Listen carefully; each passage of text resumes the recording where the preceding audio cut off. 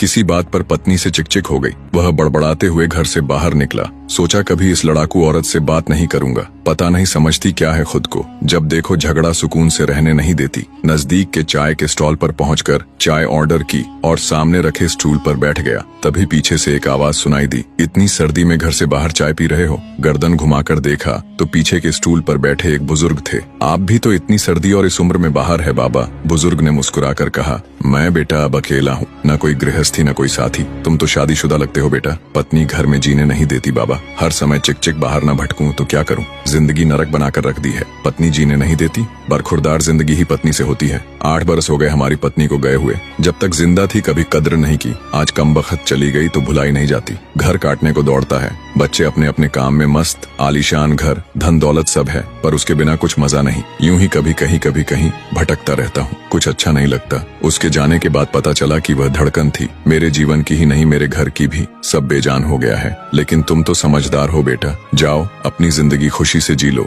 वरना बाद में पछताते रहोगे मेरी तरह। बुजुर्ग की आंखों में दर्द और आंसुओं का समंदर साफ नजर आ रहा था। चाय वाले को पैसे दिए, नजर भर बुजुर्ग को देखा। 1 मिनट गंवाए बिना घर की ओर मुड़ गया। उसे दूर से ही देख लिया था। डबडबाई आंखों से निहार रही पत्नी चिंतित दरवाजे पर ही खड़ी थी। कहाँ चले गए थे? आपने तो जैकेट भी नहीं पहना, ठंड लग जाएगी तो। तुम भी तो बिना स्वेटर के दरवाजे पर खड़ी हो। कुछ यूं दोनों ने आंखों से एक दूसरे के प्यार को पढ़ लिया था। कई बार हम लोग भी अपने जीवन में इसी तरह की गलतियां कर बैठते हैं। सिर्फ पत्नी ही नहीं, माँ बाप, चाचा ताऊ, भाई बहन या अजीज दोस्तों के साथ ऐसा क्रोध कर देते हैं जो सिर्फ हमको ही नहीं उनको भी कष्ट देता है। छोटा सा जीवन है, कहीं क्षमा करके कहीं क्षमा मांगकर हंसकर गुजार दो। जिंदगी के सफर में जो गुजर जाते हैं वो मुकाम वो फिर नहीं आते। वीडियो कैसी लगी कमेंट करके जरूर बताना।